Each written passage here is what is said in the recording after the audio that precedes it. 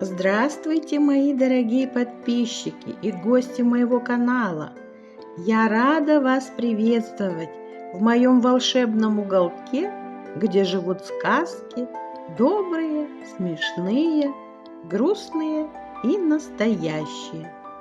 Присаживайтесь поудобнее, а я прочитаю вам заключительную историю про веселого мага и его кота Пушистика. Она называется «Странный сон весельчака». После всех приключений в волшебном сказочном сундучке мага-весельчака золотой мешочек скучал. Он уже порядком опустел. В нем осталось несколько щепоток волшебного табака, и он был почти пуст. У мешочка заурчал живот. Ему срочно нужно было чем-то набить свой голодный животик. Пока весельчак и Пушистик спали, он вылез из сундучка и полетел в огород. Там он увидел зеленые сочные листья, понюхал, пожевал, и у него слюнки потекли. Мешочек стал с жадностью их поедать, набивать свое пузо. «Это хрен! Он такой острый, такой дерзкий и такой необычный!» Листья хрена перемешались с волшебным табачком, и воздухом вырвался наружу в качестве отрыжки. Золотой мешочек стал сытым, толстеньким и довольным. Залетев обратно в дом, он стал летать от счастья под потолком и нечаянно разбил люстру. Кот Пушистик проснулся и от испуга вздыбил шерсть. Он тут же рванул, куда глаза глядят. Весельчак спросонки не мог понять, что происходит. Мешочек покружился еще немного и вылетел в окно. Веселый и счастливый, он полетел в соседнее государство. Там он развеял всюду хреновую волшебную пыль, смешанную с волшебным табаком. И все закрутилось и завертелось. Все королевство почувствовало острый запах. Во всем государстве произошло что-то, но пока никто ничего не понял. Карл Листопад XVI, так звали короля этого государства, в это время завтракал. На его тарелке лежал кусок стейка. Но тут запах хрена распространился по всему залу, и его почуял сам король. «Чем это пахнет?» – спросил он. «Это хрен, пряность такая», – ответил слуга. «Немедленно принесите мне ее». Когда огромный воз с хреном привезли прямо во дворец к королю, он впервые в жизни увидел это растение. Ему подали приправу из этого корня.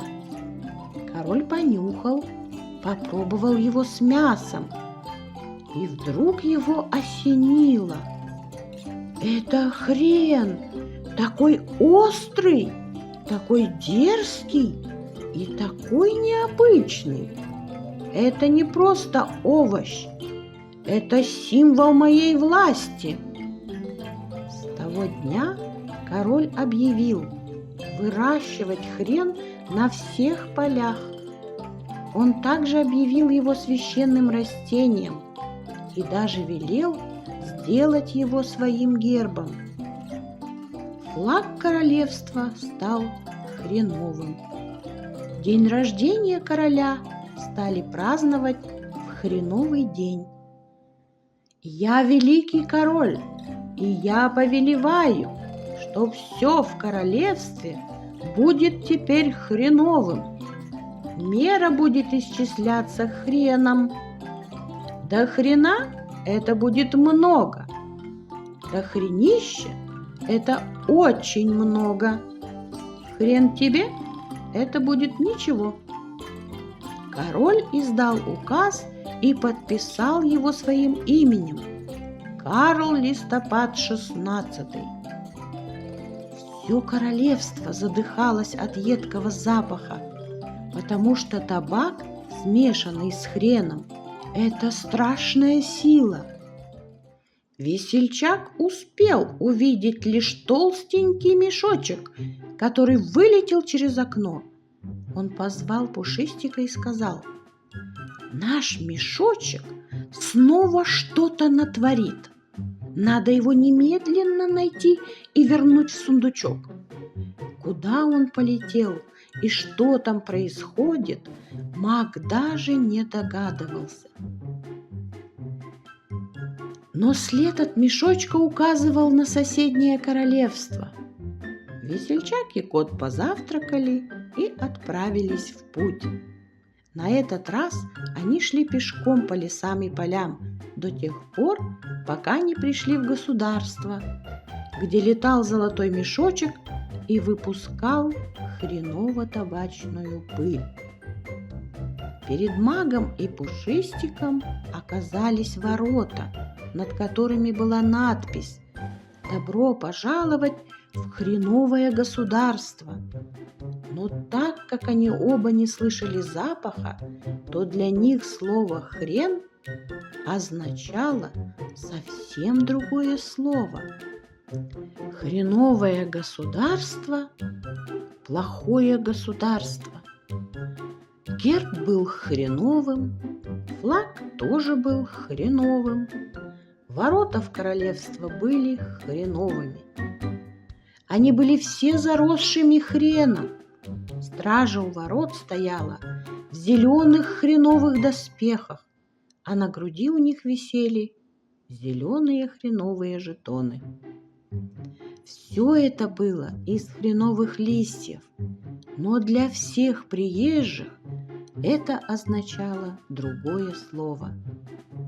Весельчак подумал: это уже слишком. Они проходили по площади и услышали глашатая. Он кричал во все горло: «Слушайте все! Хреновый королевский указ! Отныне все в этом королевстве будет хреновым. Хреновые монеты, хреновые документы и хреновые законы. Власть теперь у нас тоже хреновая». После того, как эти зеленые законы были приняты, к королю пришли министры и казначеи. Они были облачены в хреновые листья. Король был очень глупым, но строгим, и больше всего он любил считать запасы королевской казны и хранилищ. Если было много, он радовался. Если мало, он злился. А если ничего не было, устраивал королевскую порку всем своим хреновым министрам и казначеям. «Сколько у нас картофеля?» – спросил он у министра хозяйства. «Да хренище, Ваше Величество!» Тот радовался и говорил: «Прекрасно!» «А сколько у нас овса?» «Да хрена, Ваше Величество!» «Отлично! А сколько в казне золота?» – обратился король к казначею. «Хрен вам, Ваше Величество!» «Хрен мне?» – разгневался король. «Ну, раз он мне, то и вам будет. Да хрена чего хренового!» Он намазал казначея маской из хрена и с позором отправил его в отставку. К королю приезжали разные послы, министры из других государств. Как только они переступали границу королевства, то начинали смеяться и падать от хохота. Король никак не мог понять, почему они так себя ведут и над чем смеются. Но ведь для остальных растение хрен был связан с другим словом. Во всем этом виноват золотой мешочек, подумал весельчак и направился прямо во дворец к королю. Король сидел на своем хреновом троне и смотрел в волшебное блюдечко. Хреновые новости. Диктор говорила: в нашем зеленом королевстве одни зеленые новости. В нашем государстве произошло хреновое извержение вулкана. Он хреново проснулся и так хреново извергался, что никто не пострадал. «Ваше Величество!» — обратился к нему весельчак. Король чихнул и, не обращая никакого внимания на мага, продолжал смотреть новости. Диктор продолжала: в нашем государстве самая хреновая экономика, хреновый герб, хреновый стиль одежды и хреновые реформы. И вообще, я несу сплошную хрень. Новости закончились, и король наконец обратил внимание на мага и кота. «Ага, так это вы запустили эту странную магию?» — спросил он волшебника и добавил: «Я никак не могу понять, почему мои гости из других стран, приезжая ко мне, не могут остановиться от смеха. А это все ваши проделки? Что за безобразие?» «Нет, Ваше Величество, это не совсем так. Мы тут ни при чем. Это все золотой мешочек натворил. А мы здесь как раз за тем, чтобы поймать его». В этот момент в окно влетел толстопузый золотой мешочек. Он сделал несколько кругов под потолком и, хихикнув, вылетел обратно на улицу. Тут снова включилось волшебное блюдечко, и хреновый диктор объявил: с нашего зеленого королевства отправляется хреновый автобус по хреновым дорогам в хреновое путешествие, в хрень знает куда. Просьба поторопиться. Водитель долго ждать не будет. А теперь послушайте хреновый прогноз погоды. Завтра ожидаются охрененные магнитные бури и дожди, так что всем будет хреново. На этом блюдечко погасло. Ваше Величество, нам нужно торопиться. Мешочек мог проникнуть в автобус. Он может и в других местах натворить беды, взволнованно сказал весельчак. Тогда поторопитесь и спасите мое королевство, иначе я так и останусь хреновым королем хренового государства. Волшебник и Пушистик запрыгнули в последний момент в автобус и поехали. Нигде не было видно мешочка, но острый запах хрена говорил о том, что он где-то поблизости. Автобус ехал уже несколько часов. Кто-то из пассажиров спросил: «Водитель, а когда будет остановка?» Тот взял микрофон и объявил: «Следующая остановка 3 сентября». «Что? Мы будем здесь ехать 2 месяца?» — крикнула одна полная дама. «Ого!» — проговорил весельчак. «Если мы все это время будем в пути, то наш мешочек натворит огромных неприятностей». В автобусе ехало много людей. Все читали газеты и журналы, в которых пестрели заголовки: «Замок короля превращен в огромную хреновину», «Королевские хреновые реформы», «Хреновая казна и хреновые монеты», «Какое королевство, такая и казна», прочитал заголовок Пушистик. «Хреновая мода. Хрен заполонил все королевство». Тут заговорило радио, из которого звучало: «Золотой мешочек окутал королевство какой-то хреновиной. Хреновые реформы, хреновые налоги, Город охвачен паникой. Срочно надо остановить это наваждение. Весельчак посмотрел на Пушистика и сделал озадаченное лицо. Что делать? Надо спасать королевство. Само по себе это растение не опасно, но смешанное с волшебной пылью хаоса – это бомба, которая взорвется, если мы его не найдем. Пушистик произнес «Мяу», что в переводе с кошачьего означало «я согласен». Ничего не поделать, и маг опрокинул голову на сиденье и задремал. Кот пошел обследовать салон. В окне пробегали поля и деревья. Автобус тихо качался, и волшебник спал. Голос из радио говорил: «Назревает хреновый бунт. Вы виноваты в этом апокалипсисе». «А что я сделал?» – возмутился волшебник. «Вы спали!» – кричал судья. «А Пушистик?» – спросил маг судью. «Он тоже спал!» Судья стал стучать по столу своим молотком. «За вашу халатность вы должны найти и вернуть улетевший мешочек». Автобус наконец остановился, и водитель объявил: «Остановка 3 сентября. Она была названа в честь дня рождения короля». Когда Весельчак и Пушистик вышли из транспорта, то оказались на берегу реки, а на другой стороне громко смеялся золотой мешочек и приговаривал: «Не поймаешь, не поймаешь».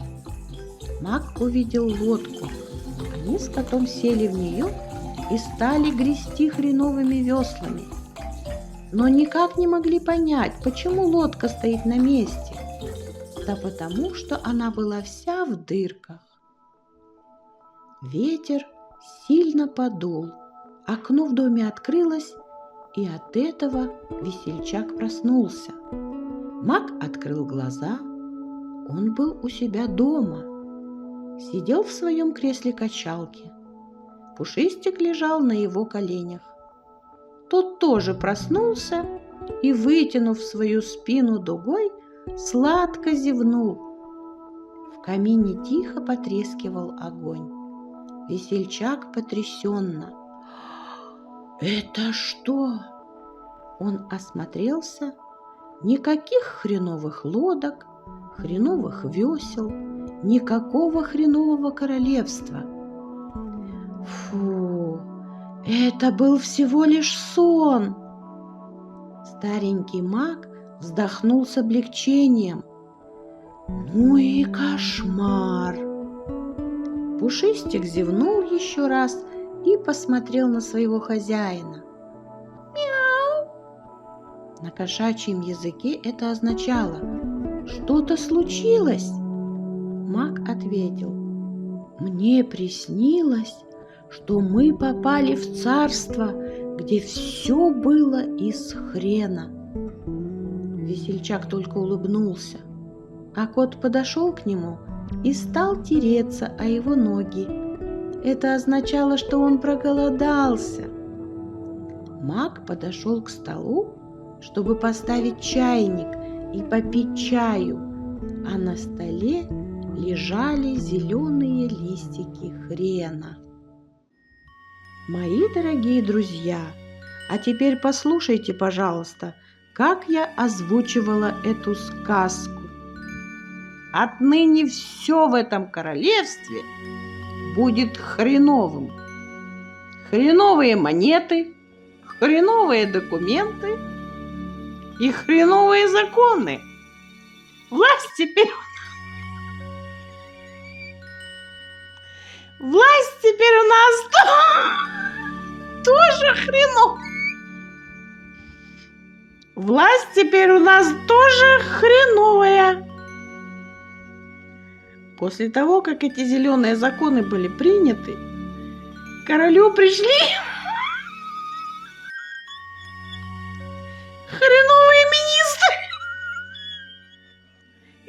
казначеи! Я надеюсь, она вас повеселила? Тогда подписывайтесь на мой канал, ставьте лайк и приходите еще. Я всегда рада вам.